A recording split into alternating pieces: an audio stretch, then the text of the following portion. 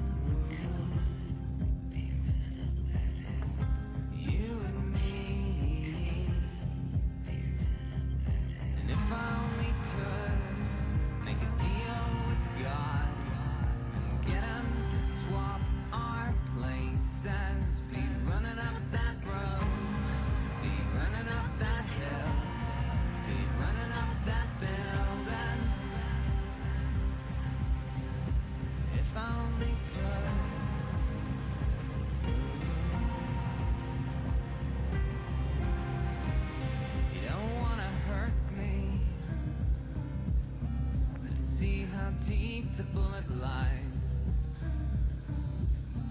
unaware that I'm tearing you asunder. And there's a thunder in our hearts, baby. So much hate for the ones we love. Tell me we both matter, don't we? You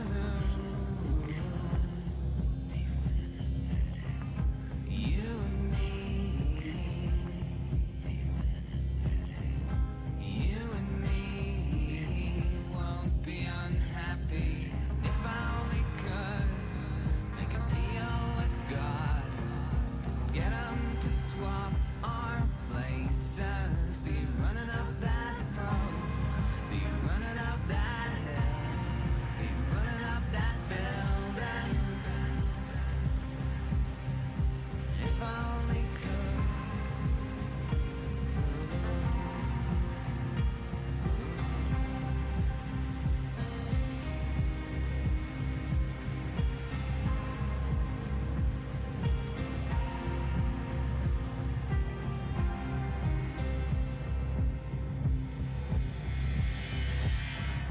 Come on, baby. Come on, darling. Let me steal this moment from you now. Come on, angel. Come on, darling. Let's exchange the experience.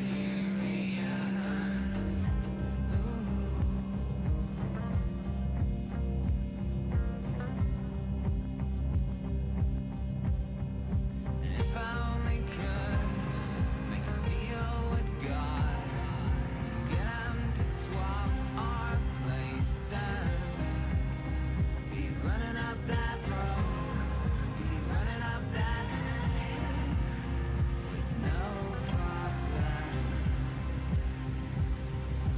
If I only could make a deal with God, get him to swap our places, be running up that road, be running up that hill with no problem.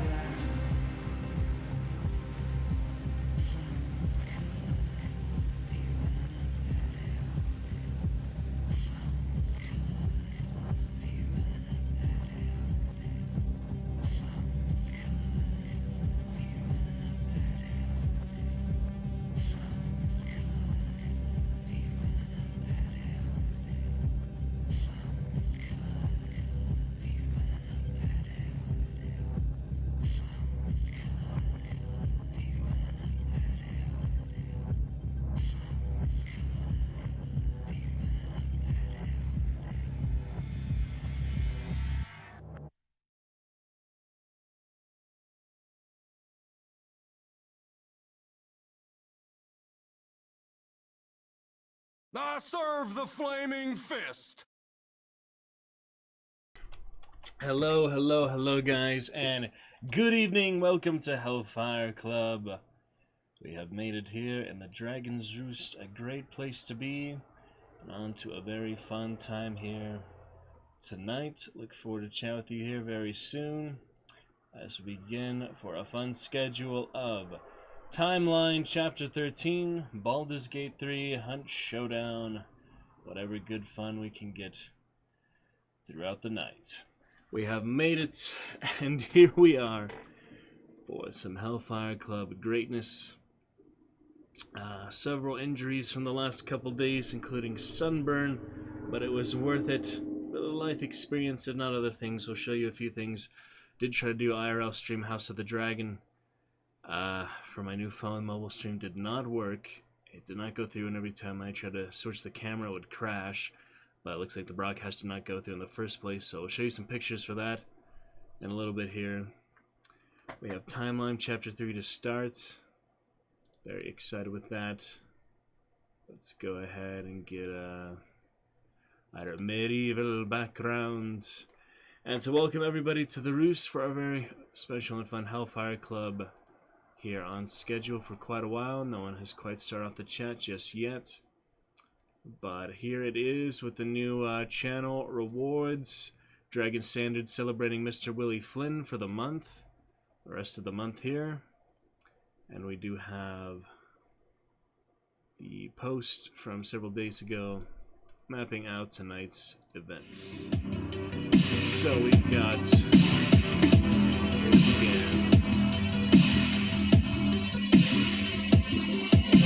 6 to 9 PST. I was glad to make it on time. I was barely able to stand up, let alone be here streaming, but we've made it.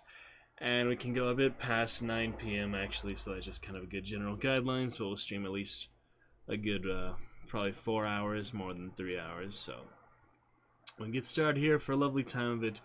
Welcome to the Roost. Look forward to chatting with you here soon as we start off on timeline, see where we left off.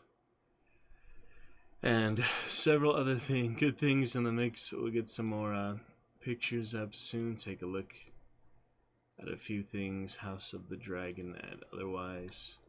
We might be able to look at quick stories here just to show a bit of what we had initially.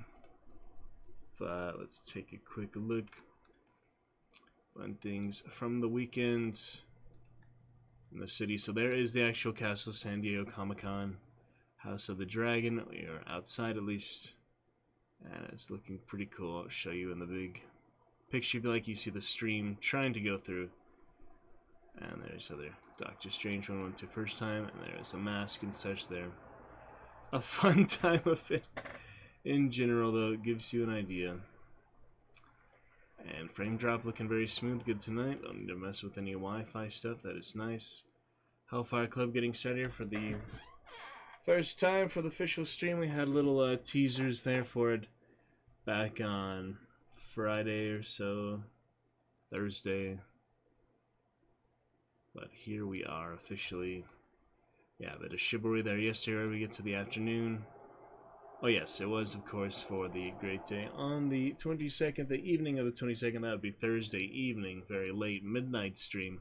Willie Flynn bringing our leaderboard to life, an absolutely glorious time there, where we did unveil the Hellfire Club shirt initially. So that was actually back from Thursday night. You consider a very early Friday morning. My mic is stuck to my desk right now. It's just so hot. Oh, probably don't want that. So we're just making sure everything is good here, troubleshooting, and give our chat a chance to get started here before we jump on into timeline. Chapter 13, then we'll probably go straight to Hunt, finish off with Baldur's Gate 3, hoping to load our Tiefling Rogue there for the D&D adventure, but they do have the new patch for gnomes and bards, so we could just make a gnome bard to see some of the class specifications and the race stuff for both of them at once. So we could do that. We'll take a look, see if the Tiefling Rogue works first of all.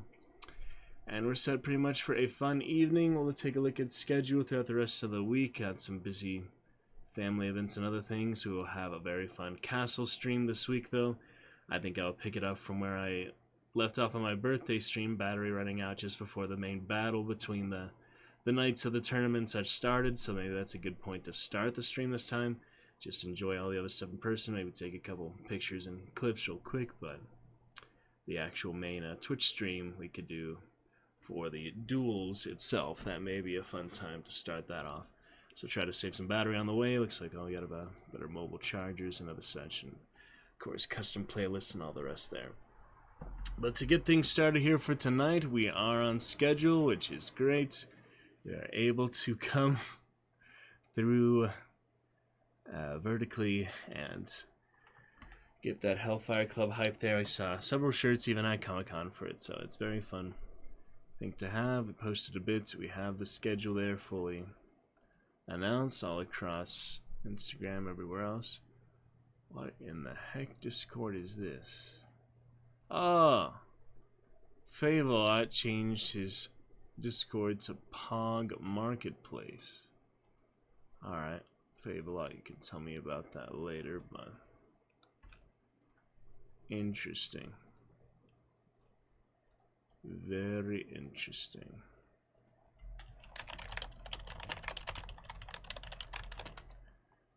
How about that? Where is the general chat here? I just want to say hi. I'm trying to coordinate this real quick. It's weird, you know, when things change.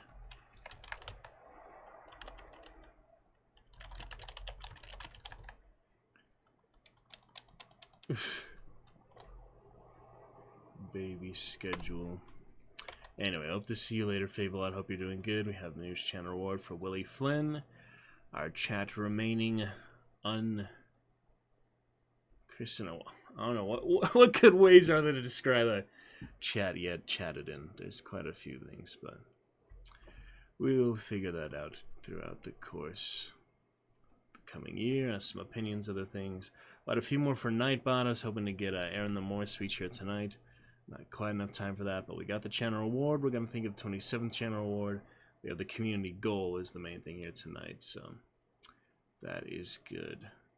Alright, everything looking fine then, guys, for a lovely sub-Sunday stream. Good bit of Chivalry 2 yesterday.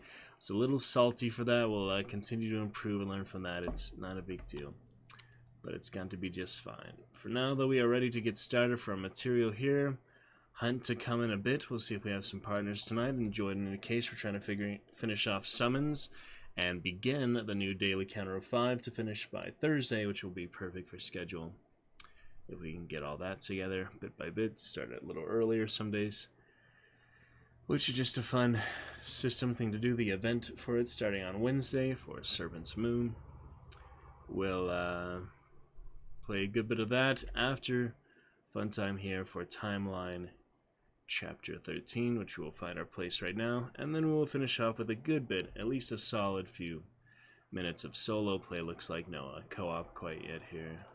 Return to co-op with other friends at some point, but can only find out if we ask, so I gotta ask a couple here if they would like some Baldur's Gate 3. My former co-op partners, we had several, but they were at least these ones. I don't have any badges for Baldur's Gate 3. I'll take a look at that stuff later. But for now, guys, welcome to the Roost. A fun time here for official Hellfire Club stream. Not going to be standing up too much more than necessary here after a rough time, but Hellfire Club, at least the once more here as we get started for some greatness and a lot of fun. Here in the Roost, one of the absolute best places to be, both on Twitch TV and in general Earth, planet, human life. Great times. Let us find out where we left off on Timeline Chapter 13 and go from there. An absolutely great, glorious time celebrating Willie Flynn, bringing the leaderboard to life exactly where it should be here on this fine month of July 2022. Thank you, Willie Flynn. We hail you, we salute you, we celebrate you, and we shall continue to do so throughout the evening.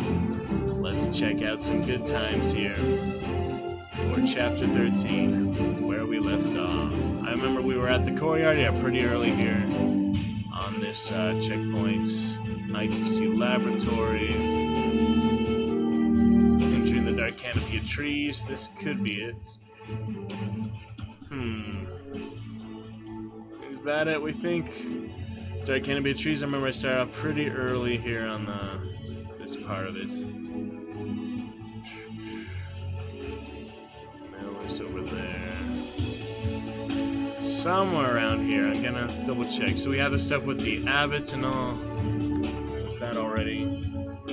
Ah, there's the abbot. So yeah, quite a bit with the abbot. The abbot got shot with the bow and arrows. So many arrows. Marcellus has the key. There's chapter 12. So yeah, we're somewhere around here. Chapter 13. Hellfire Club, Chapter 13, good fun. They're still in plenty of trouble.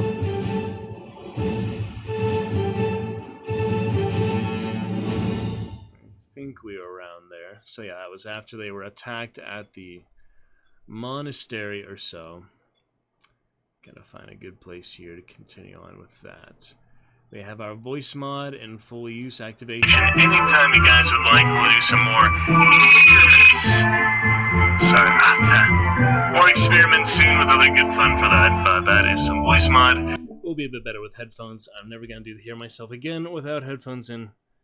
That is terrible echo reverb. Sorry, I apologize for that, but we got to learn here. We do have it available anytime in About Me or widgets, though, if you'd like to have some fun voice mod alterations during our great reading here tonight. Alright, we're gonna find here just a little bit more where we left off exactly. There's no virtual bookmark. It'll take a little longer to see these. Okay, they get into some water here, not to spoil anything. That looks like some part we have not got to yet, though, so here we go. Canopy of trees.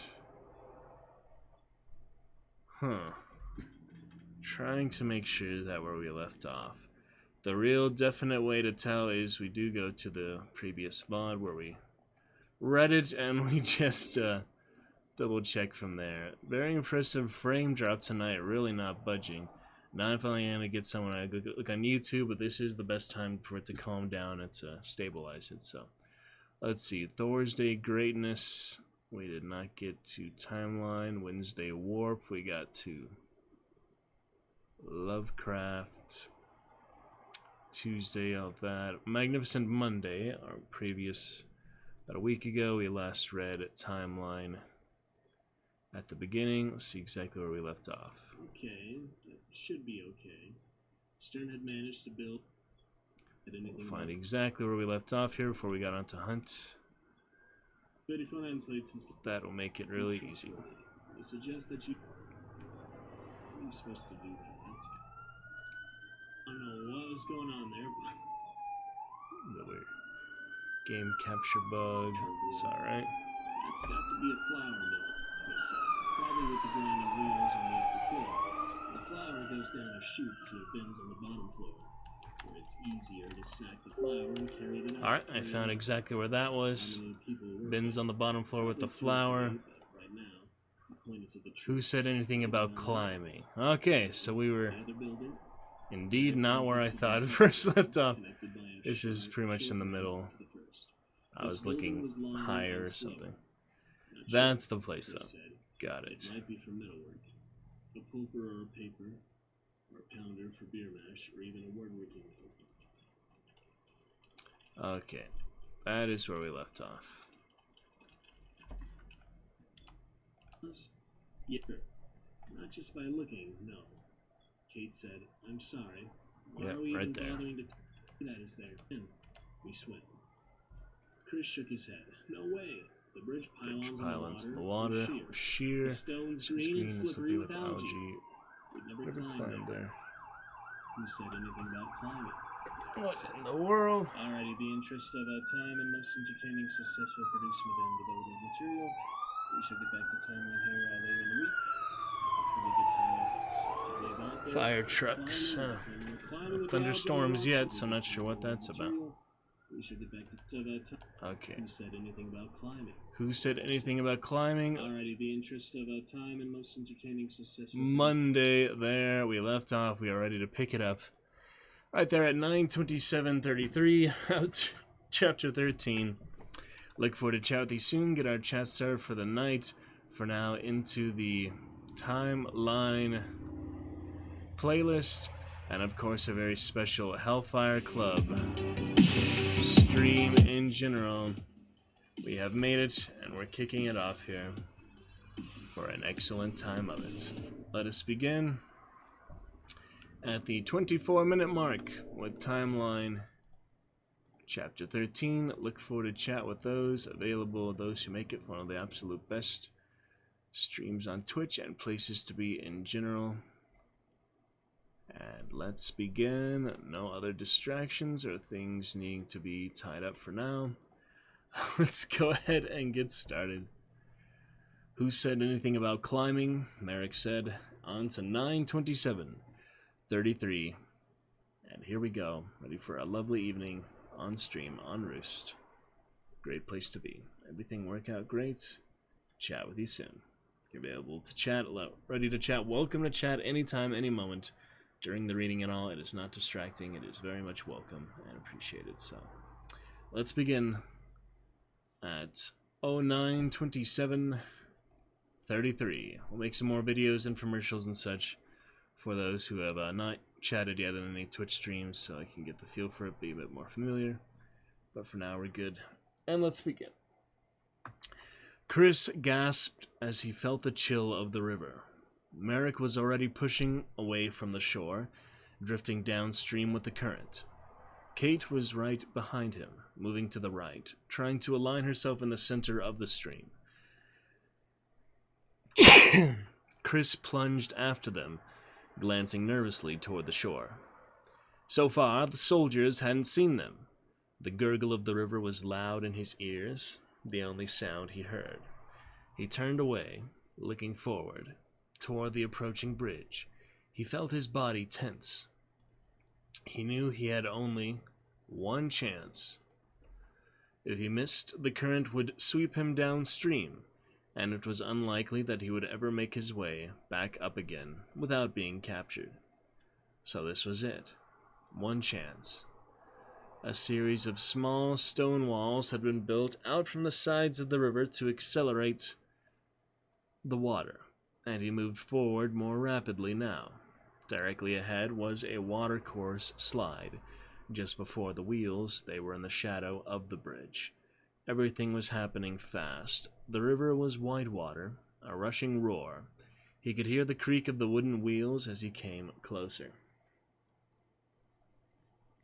Merrick reached the first wheel. He grabbed hold of the spokes, swung around, stepped onto a paddle, and rose upward. Carried by the wheel, then was lost from view. He made it look easy. Now Kate had reached the second wheel near the center of the bridge.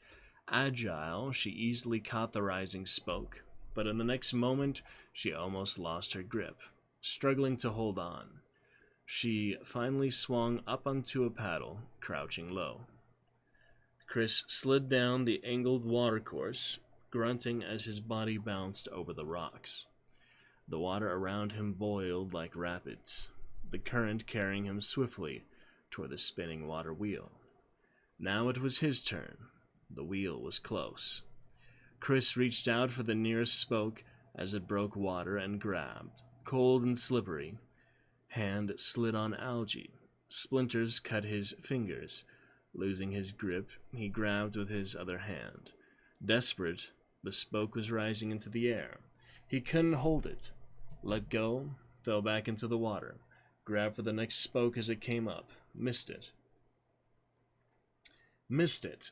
And then he was swept relentlessly onward, back into the sunlight, going downstream.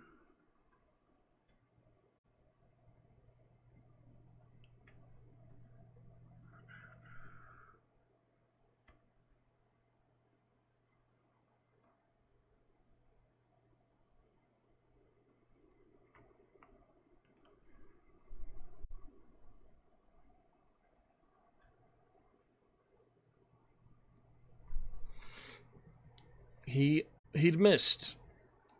Damn. The current pushed him onward, away from the bridge, away from the others. He was on his own. 9:25:12. Kate got one knee on the paddle of the water wheel and felt herself lifted clear of the water. Then her other knee, and she crouched down, feeling her body rise into the air. She looked back over her shoulder in time to see Chris heading downstream, his head bobbing in the sunlight, and then she was carried up and over and into the mill. She dropped to the ground, crouching in darkness. The wooden boards beneath her feet sagged, and she smelled an odor like rotting damp.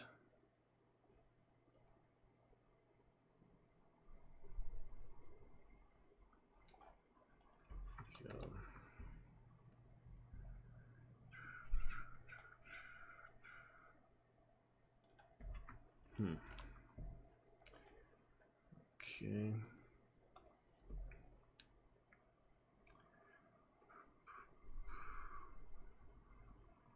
She was in a small chamber, with the wheel behind her and a rotating set of wooden tooth gears creaking noisily to her right. Those gears meshed with a vertical spindle, making the vertical shaft turn. The shaft disappeared up into the ceiling. She felt water splatter on her as she paused, listening. But she could hear nothing but the sound of water and the creaking of the wood. A low door stood directly ahead. She gripped her dagger and slowly pushed the door open.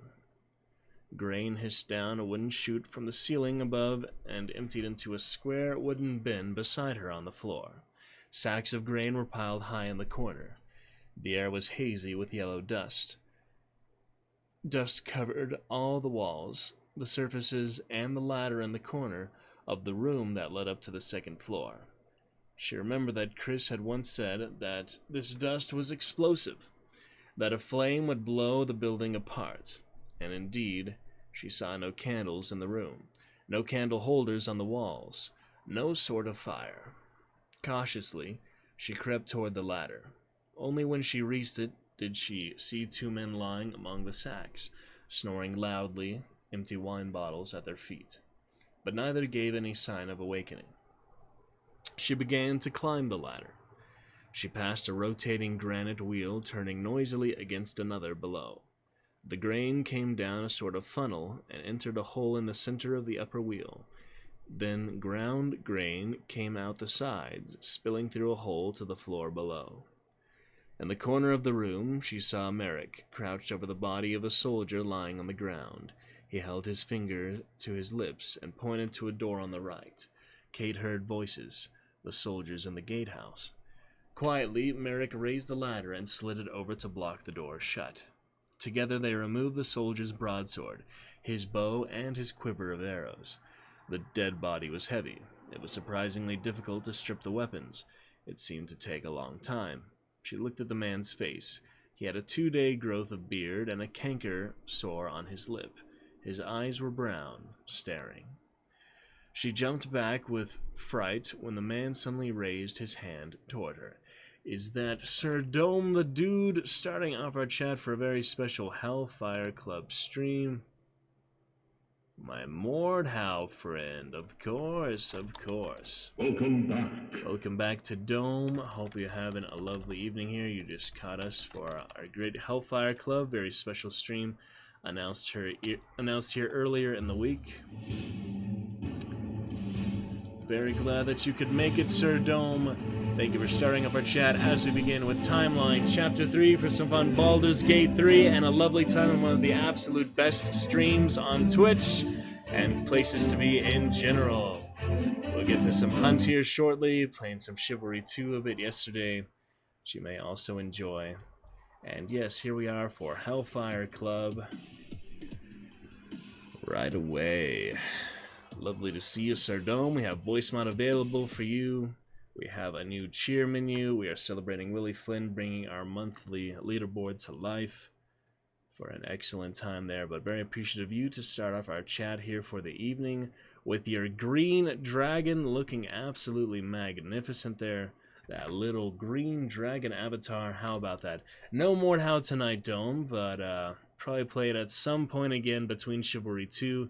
I am considering the archery quite different between the games, so I am enjoying some things of Mordhau still. But yeah, we're giving Chivalry 2 a fair shake. I waited over a year for that to come out on Epic Games, and I do have my own Steam group. Oh, there we go. Wagon train scene. Wagon train, thank you, Mr. Dome. Starting off the cheers of the night for Hellfire Club. A hype train is possible if we get just a couple other cheers here to join you. We're looking for more people to cheer more often for excellent hype train. If we can get a hype train every 500 hours, such as this lovely wagon train, we will get more people to cheer and enjoy here as we approach 2,500 hours. But I don't know how to actually track hours anymore since I've already hit the Empire Business 4 on Twitch. If you know about that, Sir Dome, you stop tracking hours on Twitch stream once you hit 2,000 hours. So if you know anything about that you'd like to share with us, that would be good. In the meantime, thank you very much for taking that number 2 position for the whole month, Sir Dom. Great hype for you, my friend. Much appreciated. And we thank you very much for that. Starting off the cheers, let's get you some extra hype for an absolutely lovely time of that. as we continue on with Timeline Chapter 3, and onto some Hunt Showdown, onto Baldur's Gate 3 if you like that of the medieval fantasy RPG style games. That will be our final bit of fun tonight. Reading a bit of this Timeline novel now if you are interested in that type of storytelling. Your cheer of 100 there is equivalent to 2 voice mod activations, which would last 30 seconds each. Could always make them longer if you'd like, but we do have, for example, the Radio Demon for some fun ones there as we read through this fun narrative. Sorry, I have slow replies. I'm dueling in the background. All good. We wish you good luck in your duel. Hope you have a fun loadout or such, and a fun casual duel server, I imagine. Been there a few times myself. It is kind of fun. I'm going to try the duels in Chivalry 2 here. It should be closer to Chivalry 1, I imagine, but I've been doing the beginner mode so far. I'm going to get to some fun. What in the heck was that? Get to some fun other modes shortly. We'll look forward to that throughout the week.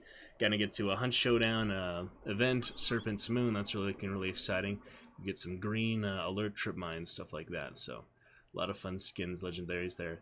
Anyways, no worries, Dom. We're just very appreciative to have you here beginning our chat. One of the absolute most important things of the stream for me and all of our friends here. We're celebrating Willie Flynn with the 11 gift subs. Cheers of 1,500. You have joined him there on the leaderboard. And your green avatar looking lovely. We also have you immortalized for the time being in the main logo recent cheer here. Very appreciated, Sir Dom, the dude. Well, you should be there, but you're here in any case. You're here in the main important place as we enjoy the Chillstone here at the Dragon's Roost. An absolutely lovely time. Hope you had a good weekend so far. I am thankful to be able to stream right now. I've had a rough last couple of days in terms of physicality of it, but it was all worthwhile. It is all good, and we made it back. Everything important and needed. And yeah, Comic-Con, Dom, main thing I was doing this week, and I did some Comic-Con stuff despite not having a badge for this main one. I had a first badge from a friend of mine I was able to make in from November Comic-Con. But yeah, I actually live in San Diego, so I got to see this year's stuff going on, House of the Dragon, because we are a Targaryen-themed stream. We're showing a bit of the Instagram stories for that.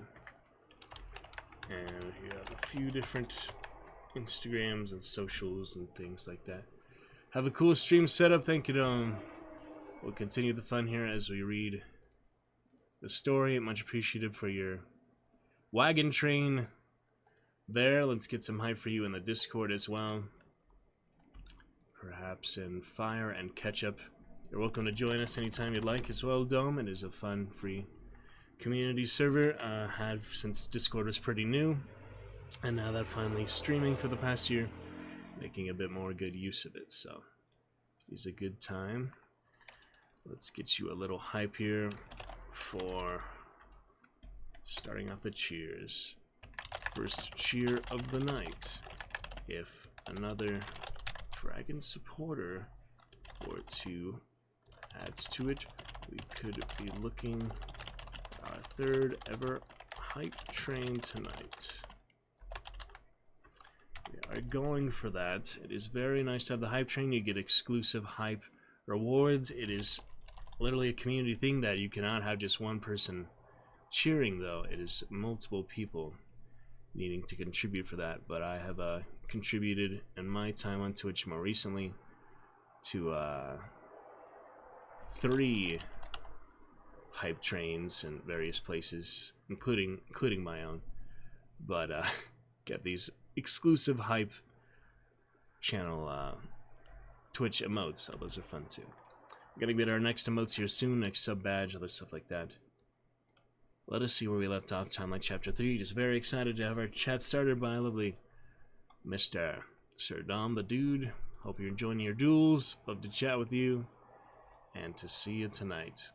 We'll continue the good fun and the greatness, thanks to your inspiration and encouragement.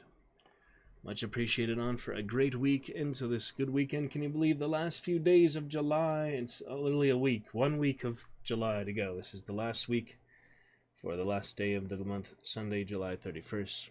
Got a few good things coming on this week. We'll see what happens the start of next month. One thing at a time, though, one step at a time, and onwards to greatness. Let us see where we have the soldiers and the knights in the gatehouse, the bow and arrows. Here we go. She jumped back with fright when the man suddenly raised his hand toward her. Then she realized she'd caught her damp sleeve on his bracelet. Yeah, that would be a bit freaky. She pulled it free. The hand dropped back with a thunk. Merrick took the man's broadsword. He gave the bow and arrows to her. Several white monks' habits hung in a row on pegs on the wall. Okay. Merrick slipped one on, gave a second one to her. Now he pointed to the left, toward the ramp leading to the second building. 2 soldiers in maroon and gray stood on the ramp, blocking their way. Merrick looked around, found a heavy stick used for stirring grain, and handed it to her.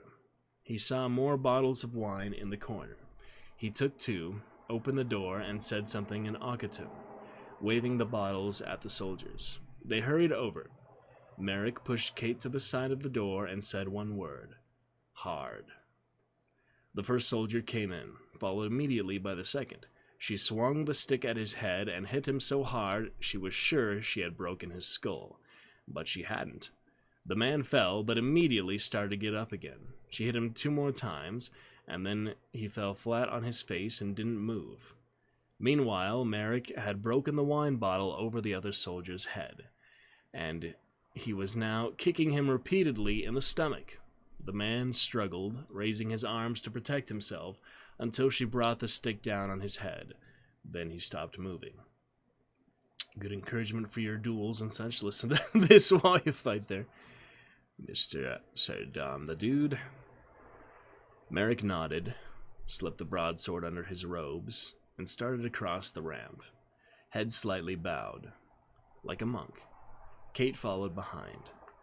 She did not dare to look at the soldiers on the guard towers. She had concealed the quiver under her robes, but she had to carry the bow outside, in plain view. She didn't know if anybody had noticed her or not. They came to the next building, and Merrick paused at the door. They listened, but heard nothing except a loud, repetitive banging and the rush of the river below. Merrick opened the door. Chris coughed and sputtered, bobbing in the river. The current was slower now, but he was already 100 yards downstream from the mill. On both sides of the river, our newsmen were standing around, obviously waiting for the order to attack the bridge. A large number of horses stood nearby, held by pages. The sun reflected brightly off the surface of the water into the faces of our newsmen. He saw them squinting and turning their backs to the river. The glare was probably why they hadn't seen him, Chris realized. Without splashing or raising his arms, he made his way to the north bank of the Dordogne and slipped among overhanging rushes at the water's edge. Here no one would see him. He could catch his breath for a moment, and he had to be on this side of the river, the French side, if he hoped to rejoin Andre and Kate. That is, assuming they made it out of the mill alive. Chris didn't know what the chances of that were. The mill was crawling with soldiers. And then he remembered that Merrick still had the ceramic. If Merrick died or disappeared, they'd never get back home. But they'd probably never get back anyway, he thought. Something thumped the back of his head. Flynn with the 11 gift subs, and now Sir Dumbledore joining him on the 100 cheer. Very exciting. He turned to see a dead rat, bloated with gas, floating in the water. The moment of revulsion spurred him to get out of the river. There were no soldiers right where he was now. They were standing in the shade of an oak grove, a dozen yards downstream.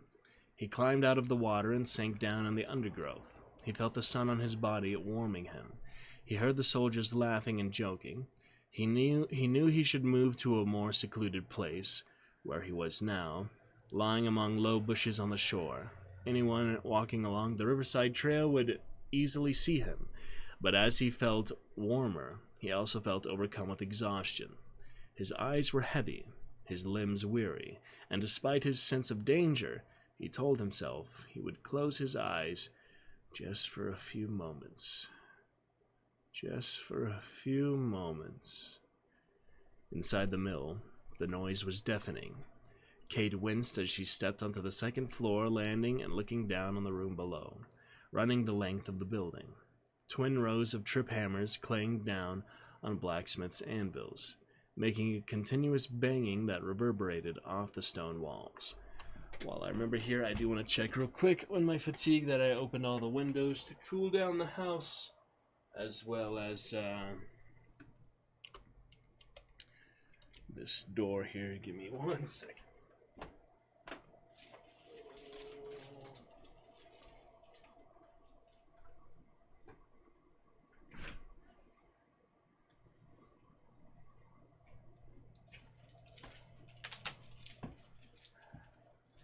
Alright, looking pretty good. It was just the one quick one. Anchor Dom. Tentative Dom. Just the way I like to see Mr. Dom, looking fantastic and amazing.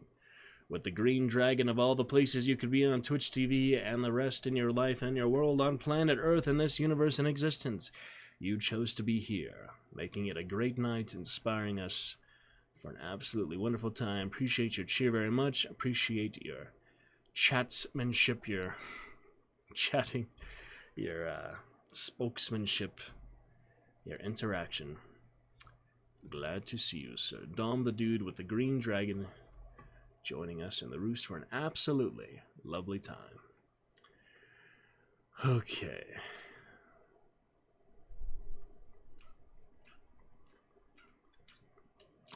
Making a continuous banging that reverberated off the stone walls. Beside each anvil was a tub of water and a brazier with glowing coals. This was clearly a forge, where steel was annealed by alternately heating, pounding, and cooling in water. The wheels provided the pounding force. But now the trip hammers were banging down unattended as 7 or 8 uniformed soldiers in maroon and gray methodically searched every corner of the room, looking beneath the rotating cylinders and under the banging hammers, feeling the walls for secret compartments in the stone, and rummaging through the chests of tools. She had no doubt what they were looking for, Brother Marcel's key. Merrick turned to her and signaled that they should go down the stairs and toward a side door, now standing ajar. This was the only door in the side wall. It had no lock, and it was almost certainly Marcel's room. And clearly, it had already been searched. For some reason, this didn't bother Merrick, who went down intently. At the foot of the stairs, they made their way past the banging trip hammers and slipped inside Marcel's room. Merrick shook his head. This was indeed a monk's cell, very small and strikingly bare. Just a narrow cot, a basin of water, and a chamber pot. By the bed stood a tiny table with a candle. That was all. 2 of Marcel's white robes hung on a peg inside the door. Nothing else. It was clear from a glance that there were no keys in this room, and even if there had been, the soldiers would already have found them. Nevertheless, to Kate's surprise, Merrick got down on his hands and knees and began to search methodically under the bed. Merrick was remembering what the abbot had just said before he was killed. The abbot didn't know the location of the passage, and he desperately wanted to find out, so he could provide it to Arnoux. The abbot had encouraged the professor to search through old documents, which made sense, if Marcel was so demanded that he could no longer tell anybody what he had done. The professor had found a document that mentioned a key, and he seemed to think this was a discovery of importance, but the abbot had been impatient. Of course there is a key. Marcel has many keys. So the abbot already knew about the existence of a key. He knew where the key was, but he still couldn't use it. Why not? Kate tapped Merrick on the shoulder. He looked over to see she had pushed aside the white robes. On the back of the door he saw 3 carved designs in some Roman pattern.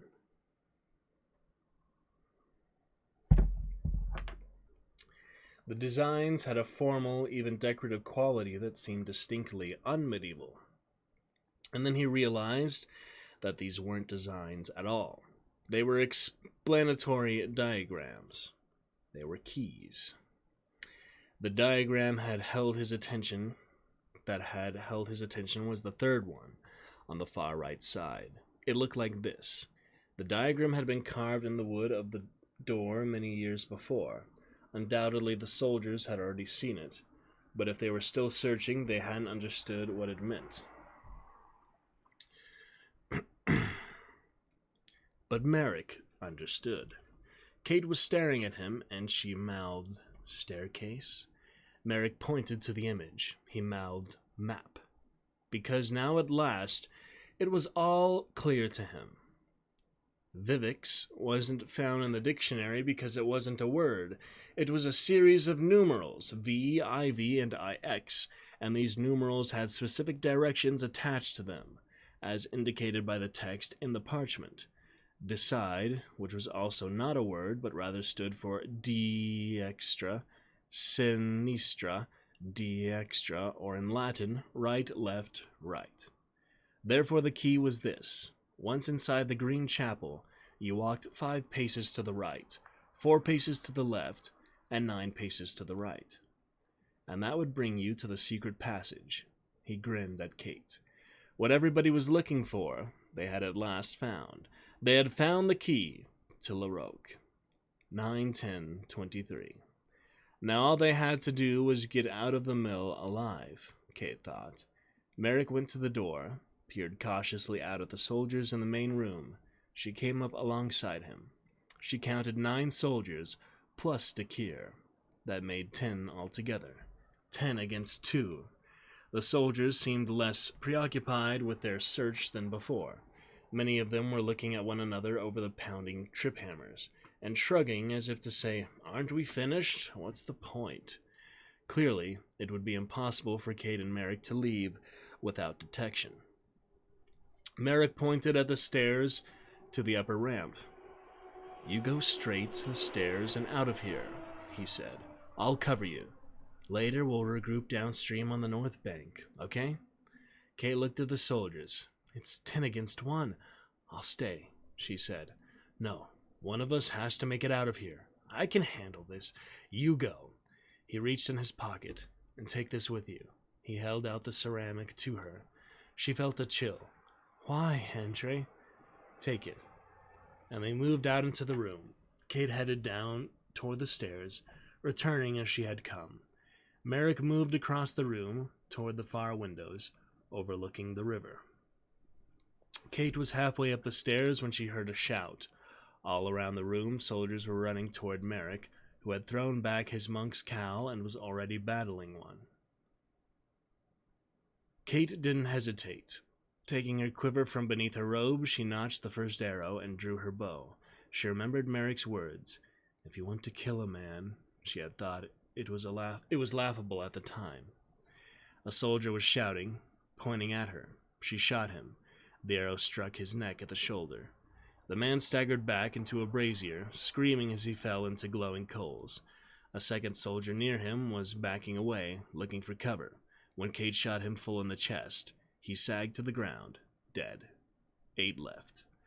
Merrick was battling 3 at one time, including Dakir. Swords clanged as the men dodged among the pounding trip hammers and leapt over spinning cams. Merrick had already killed 1 soldier who lay behind him. 7 left. But then she saw the soldier get to his feet. His death had been a pretense, and now he moved forward cautiously, intending to attack Merrick from behind. Kate notched another arrow, shot him. The man tumbled down, clutching his thigh. He was only wounded. Kate shot him in the head as he lay on the wood. She was reaching for another arrow when she saw that Dakir had broken away from the fight with Merrick and was now running up the stairs toward her with surprising speed. Kate fumbled for another arrow, notched it, and shot at Dakir, but she was hasty and missed. Now Dakir was coming fast. Kate dropped her bow and arrow and ran outside. She ran along the ramp to the mill, looking down at the water. Everywhere she could see river stones beneath the hissing white water. It was too shallow for her to jump. She'd have to go back down the way she had come up.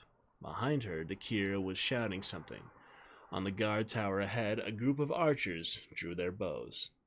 By the time the first arrows were flying, she had reached the door to the flour mill. Dakir was by then running backward, screaming at the archers, shaking his fist in the air. Arrows thumped down all around him. In the upper mill room, troops were crashing against the door, which was blocked by the ladder. She knew the ladder wouldn't hold for long. She went to the hole in the floor and swung down into the room beneath. With all the commotion, the drunken soldiers were waking up, staggering bleary-eyed to their feet. But with so much yellow dust in the air, it was hard to see them very well. Just like your yellow name, Sir Dom the Dude. Looking good, by the way. You don't see many yellow names on Twitch, so that is quite the refreshing, interesting, unique color you've got there. That was what gave her the idea. All the dust in the air. She reached into her pouch and brought out one of the red cubes. It said 60 on it. She pulled the tab and tossed it in the corner of the room. She started counting silently backwards in her mind. 59, 58. If you like yellow, your favorite color there, Dom, we can always change your green dragon to a yellow baby dino. Chose it to stand out, makes sense. If you would like a yellow dino or a dragon instead, more or less, we can change that up for you. Glad you are still with us, Sir Dome. A lovely place to be. Hope you are enjoying. Thank you again. Coming in style today. Hello, my friend. Stay a while and listen. So that's the little green one. The yellow one is kind of more bigger head. It's kind of like a baby yellow dino. Yellow dragon would be cool. Yeah, I'm pretty sure that is the baby dragon. Let me try. Switch it on over there. Yes. Let me try to apply it for you here. Color. There we go. Haha! Just like that, Sir Dome. Looking newly styled. This is the yellow baby dragon, so excellent. A good one for you. Knight of the Mortal Realm, Sir Dome. Anytime, Sir Dome. Glad to be there. Glad you are here. Glad you enjoy. Great stuff. She started counting silently backward in her mind. 59, 58. Dakir was now on the floor directly above her, but he hesitated to come down, unsure if she was armed. She heard many voices and footsteps up above. The soldiers from the guardhouse had broken through. There must be a dozen men up there, maybe more.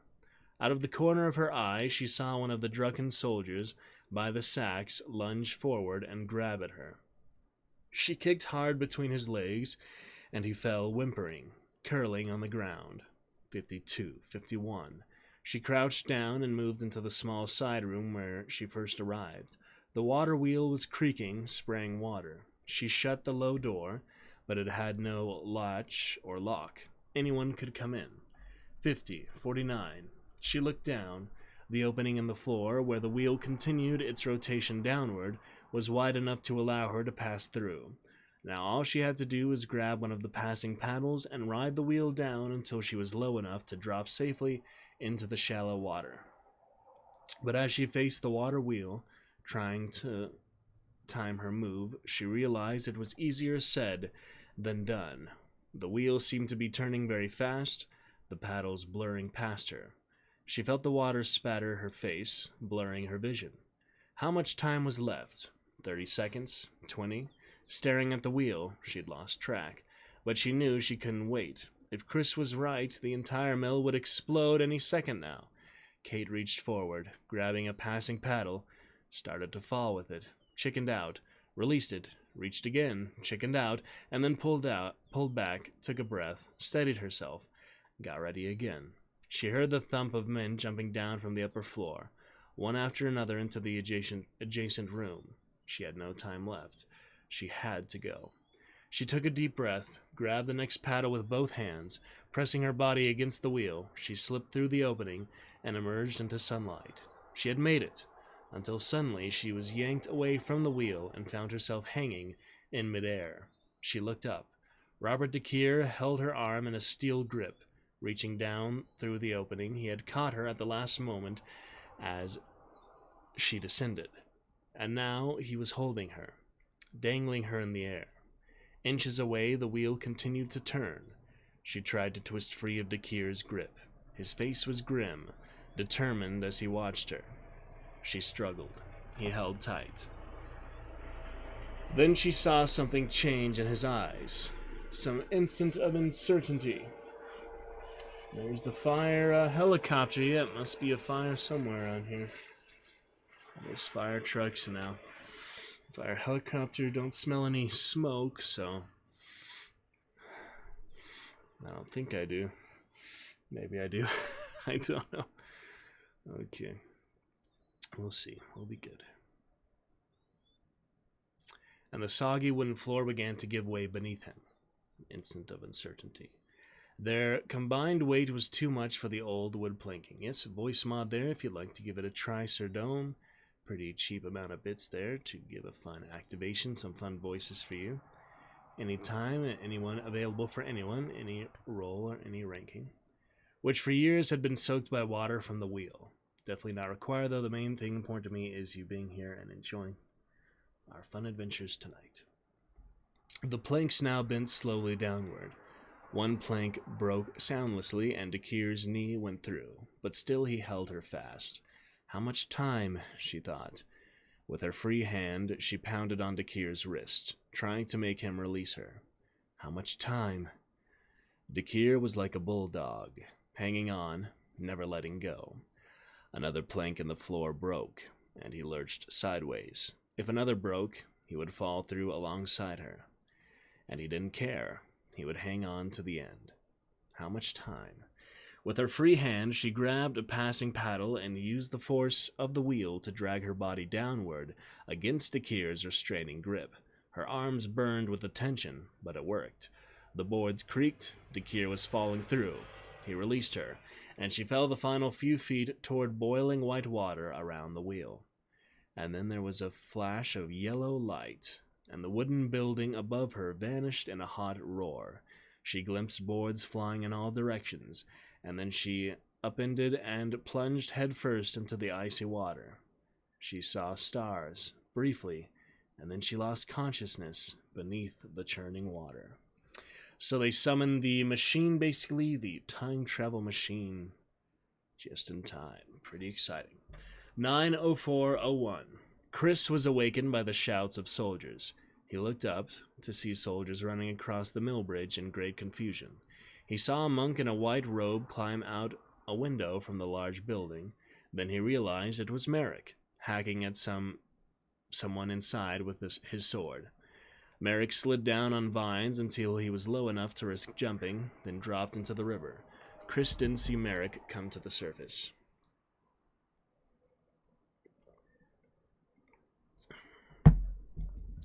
He was still watching when the flour mill exploded in a blast of light and flying timbers. Soldiers, thrown into the air by the force of the explosion, tumbled like dolls from the battlements. As the smoke and dust cleared, he saw that the flour mill was gone. Barbie girl doll, or... All that remained were a few wooden timbers, now burning. Dead soldiers floated in the river below, which was thick with boards from the shattered mill. He still didn't see Merrick anywhere, and he didn't see Kate either. A white monk's robe drifted past him, carried by the current, and he had the sun-sick feeling that she was dead. If so, then he was alone. Risking communication, he tapped his earpiece and said softly, "Kate, Andre." There was no response. "Kate, are you there? Andre." He heard nothing in his earpiece, not even static. He saw a man's body floating face down in the river, and it looked like Merrick. Was it? Yes, Chris was sure. Dark-haired, big, strong, wearing a linen undershirt. Chris groaned. Soldiers farther up the bank were shouting. He turned to see how close they were. When he looked back at the river again, the body had floated away. Chris dropped back down behind the bushes and tried to figure out what to do next. Kate broke the surface, lying on her back. She floated helplessly downstream with the current. All around her, beams of jagged wood were smashing down into the water like missiles. The pain in her neck was so severe it made her gasp for breath, and with each breath, electric shocks streaked down her arms and legs. She couldn't move her body at all, and she thought she was paralyzed, until she slowly realized that she could move the very tips of her fingers and her toes.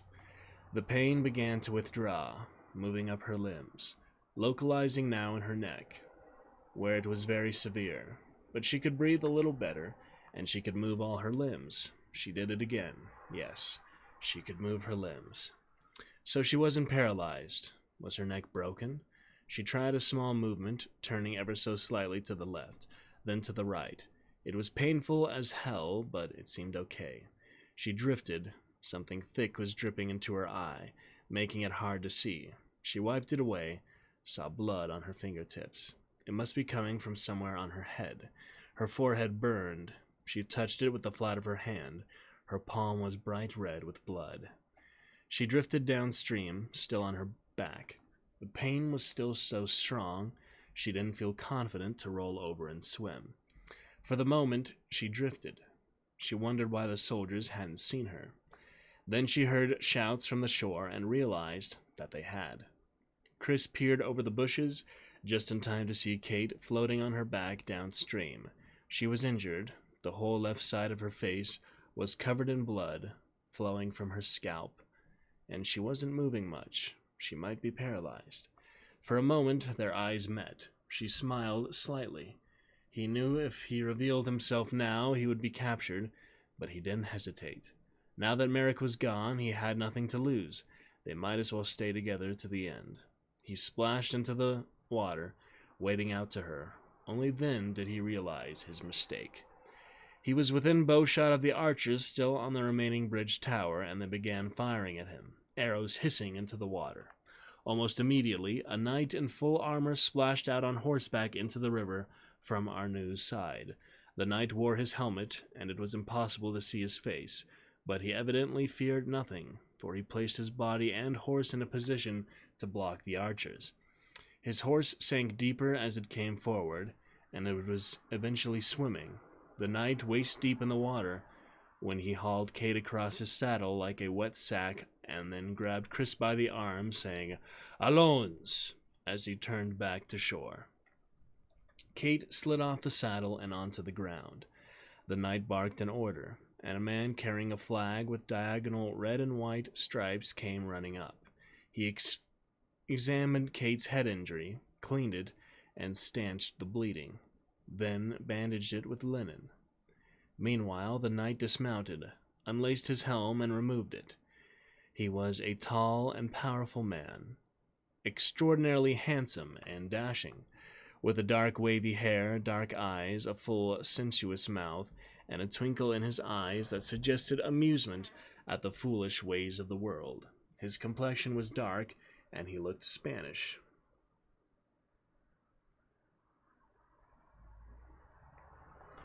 When Kate had been bandaged, the knight smiled, showing perfect white teeth.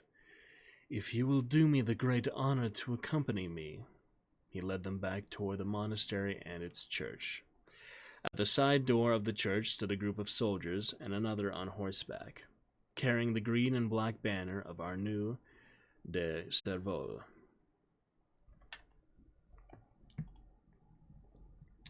As they walked toward the church, every soldier passed along the way, bowed to the knight, saying, "My lord, my lord."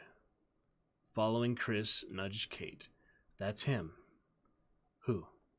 "Arnu." "That knight? You're kidding. Look how the soldiers behave."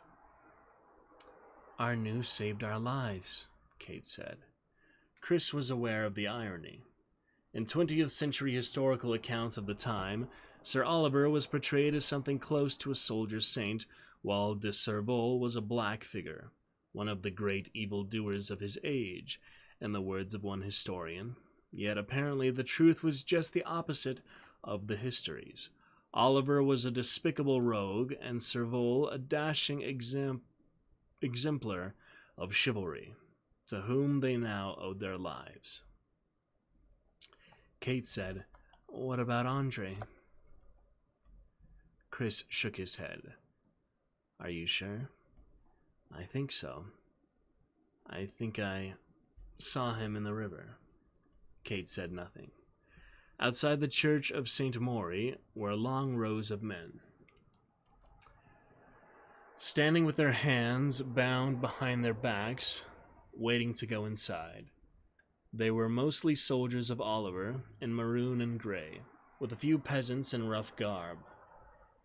Chris guessed there were 40 or 50 men in all. As they went past, the men stared sullenly at them. Some of them were wounded. They all seemed weary. One man, a soldier in maroon, said sarcastically to another, "There goes the bastard Lord of Narbonne. He does the work too dirty even for our new." Chris was still trying to understand this when the handsome knight whirled. "Say you so?" he cried, and he grabbed a fistful of the man's hair, jerked his head up, and with his other hand slashed his throat with a dagger.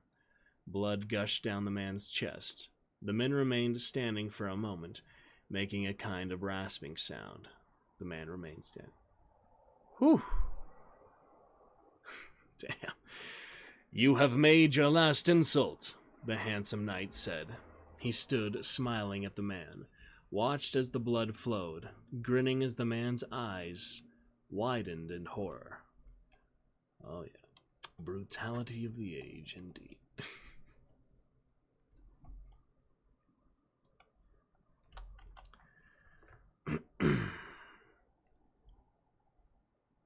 Still the man remained standing.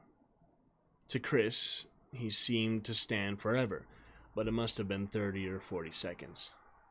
The handsome knight just watched silently, never moving, the smile never leaving his face. Finally, the man fell to his knees. Head bowed, as if in prayer, the knight calmly put his foot under the man's chin and kicked him so he fell backward.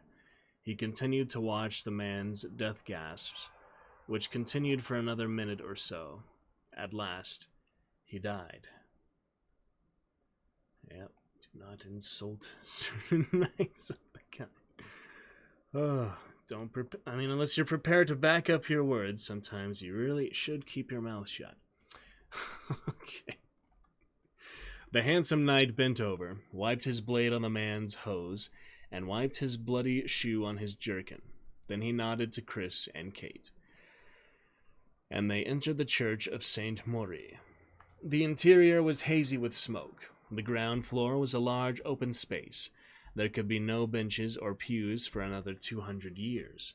They stood at the back with the handsome knight, who seemed content to wait. Off to one side, they saw several soldiers in a tight, whispering knot.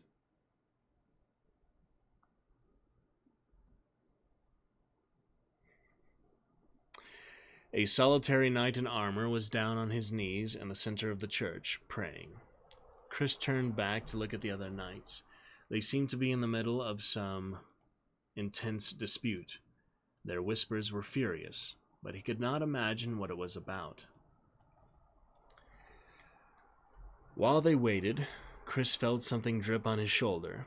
Looking up, he saw a man hanging directly above him, twisting slowly on a rope. Urine dribbled down his leg. Chris stepped away from the wall and saw half a dozen bodies, hands tied behind their backs, hanging from ropes tied to the second-floor balustrade. 3 wore the red surcoat of Oliver. 2 others had peasant garb, and the last wore the white habit of a monk. 2 more men sat on the floor, watching silently as more ropes were tied above. They were passive, apparently resigned to their fate. In the center of the room, the man in armor crossed himself and got to his feet. The handsome knight said, "My lord Arnoux, here are the assistants." What do you say? assistants. The night turned. Our new de Serval was about 35 years old and wiry, with a narrow, unpleasant, cunning face. He had a facial tic that made his nose twitch and gave him the appearance of a sniffing rat. His armor was streaked with blood. He looked at them with bored, lazy eyes. "You say they are assistants, Raimondo?" "Yes, my lord. The assistants of Magister Edwardus." "Ah." Arnu walked around them. "Why are they wet?" "We pulled them from the river, my lord," Raimondo said. "They were in the mill and escaped at the last minute." "Oh, so." Arnu was bored no longer. His eyes gleamed with interest. "I pray you tell me, how did you destroy the mill?" Chris cleared his throat and said, "My lord, we did not." "Oh?" Arnu frowned. He looked at the other knight. "What speech is this? He is incomprehensible." "My lord, they are Irishers, or perhaps Hebrideans." Hebrideans. "Oh, then they are not English. That is something in their favor." He circled them, then stared at their faces. "Do you understand me?" Chris said, "Yea, my lord." That seemed to be understood. "Are you English?" "No, my lord." "Faith, you do not appear it. You look too mild and unwarlike." He looked at Kate. "He is as fresh as a young girl. And this one," he squeezed Chris's biceps, "he is a clerk or a scribe. Certes, he is not English." Arnu shook his head, his nose twitching. "Because the English are savages," he said loudly, his voice echoing in the smoky church. "You agree?" "We do, my lord," Chris said. "The English who know no way of life except endless dissatisfaction and interminable strife. They are always murdering their own kings. It is their savage custom. Our Norman brethren conquered them and tried to teach them civilized ways, but of course they failed. Saxon blood is too deeply barbaric. The English delight in destruction, death, and torture. Not content to fight among themselves or their wretched chilly island, they bring their armies here to this peaceful and prosperous land and wreak havoc on a simple people. You agree?" Kate nodded, gave a bow. "As you should," Arnu said. "Their cruelty is unsurpassed. You know their old king, the second Edward. You know how they chose to assassinate him with a red-hot poker. And that to a king! Little wonder they treat our countryside with even greater savagery." He strode back and forth, then turned again to them. "And to the man who next took power, Hugh Despenser, according to the English custom, in due course he too must be killed. You know how? He was tied to a ladder in a public square, and his privates were cut off his body and burned in front of his face. And that was before he was beheaded. Eh? Charmant." Again he looked at them for agreement. Again they nodded. "And now the latest king, Edward the Third, has learned the lesson on his forebears, that he must perpetually lead a war or risk death at the hands of his own subjects. Thus he and his dastard son, the Prince of Wales, bring their barbarian ways to France, a country that knew not savage war until they came to our soil with their chevauchés, murdered our commoners, raped our women, slaughtered our animals, ruined our crops, destroyed our cities, and ended our trade. For what? So that bloodthirsty English spirits may be occupied abroad, so that they can steal fortunes from a more honorable land, so that every English lady can serve her guests from French plates, so that they can claim to be honorable knights when they do nothing more valiant than hack children to death." Arnu paused in his tirade and looked back and forth between their faces, his eyes restless, suspicious. "And that is why," he said, I cannot understand why you have joined the side of the English swine, Oliver. Chris said quickly. Not true, my lord. I am not patient. Say sooth, you aid Oliver, for your magister is in his employ. No, my lord, the magister is taken against his will. Against his... Arnu threw up his hands in disgust. Who can tell me what this drowned rascal says? The handsome knight approached them. My English is good, he said to Chris. Speak again. Speak again. Speak again. Chris paused, thinking, then said, Magister Edwardus, yes, is prisoner. Prisoner? The handsome knight frowned, puzzled. Prisoner? Chris had the feeling that the knight's English was not as good as he thought. He decided to try his Latin again, poor and archaic as it was. Est in carcer captus. Heri captus est cenibio Sancte Maria. He hoped that meant he was captured from St. Maury yestermorn. The knight raised his eyebrows. Invite against his will? Sooth, my lord. The knight said to Arnu, They say Magister Edwardus was taken from the monastery yesterday against his will and is now Oliver's prisoner. Arnu turned quickly, peered closely at their faces. In a low, threatening voice, Sed vos non capti estis, non? Yet you were not taken. Chris paused again. We? No, my lord, Chris said hastily. Non. We escaped. Fugi. Fugimus. Was that the right word? He was sweating with tension. Apparently it was good enough, because the handsome knight nodded. They say they escaped. Arnu snapped. Escaped? From where? Chris. Ex-Castleguard Harry. You escaped from Castleguard yesterday? Etiam mi domine. Yes, my lord. Arnu stared at him, said nothing for a long time. On the second-floor balcony, the men had ropes put around their necks, and they were pushed over. The fall did not break their necks, and so they hung there, making gargling sounds and writhing as they slowly died. Who now? Arnu looked up at them as if annoyed to be interrupted by their death gasps. A few ropes remain, he said. It must be the prisoners. Yeah. He looked back at them. I will have the truth from you. Chris said, I tell you sooth, my lord. Arnu spun on his heel. Did you speak to the monk Marcel before he died? Marcel? Chris did his best to appear confused. Marcel, my lord? Yes, Marcel. Conganivistein fretum Marcellum.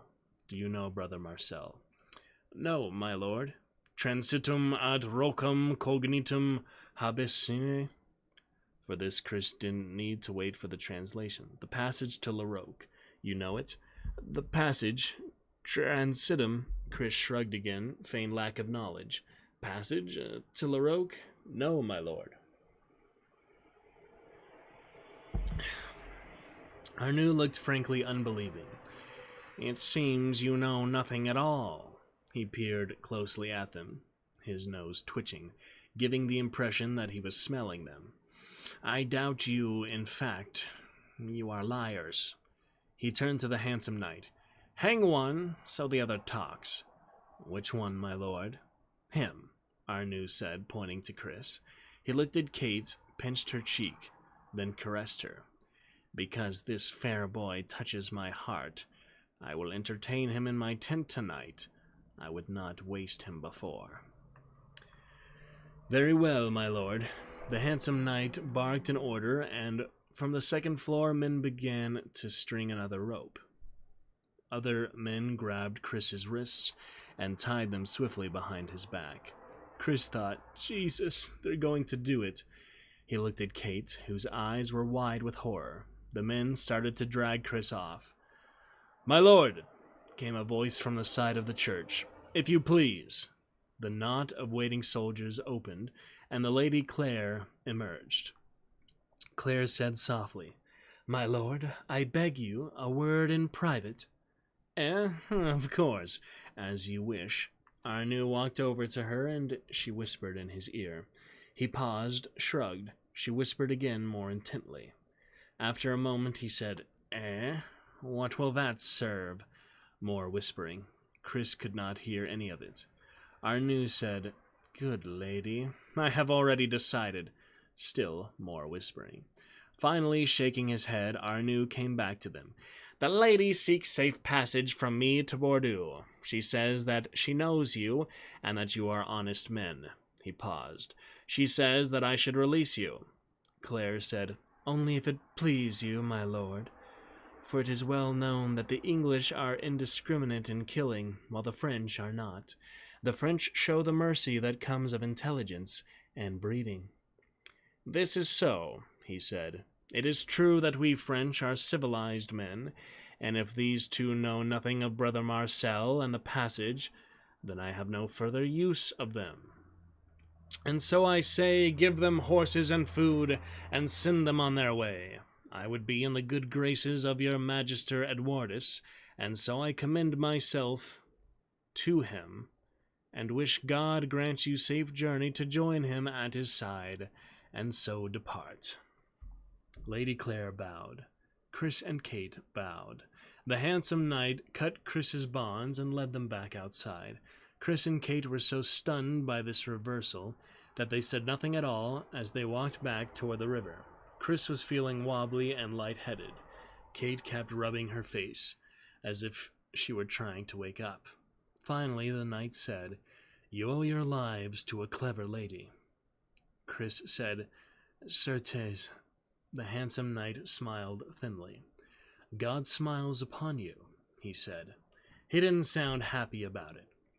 The scene at the river was entirely transformed. Arnu's men had taken the mill bridge, which now flew the green and black banner from the battlements. Both sides of the river were occupied by Arnu's mounted knights, and now a river of men and material marched up the road toward La Roque, raising clouds of dust. These were men with horse-drawn wagons laden with supplies, carts of chattering women, ragtag children, and other wagons loaded with enormous wooden beams. Disassembled giant catapults to fling stones and burning pitch over the castle walls.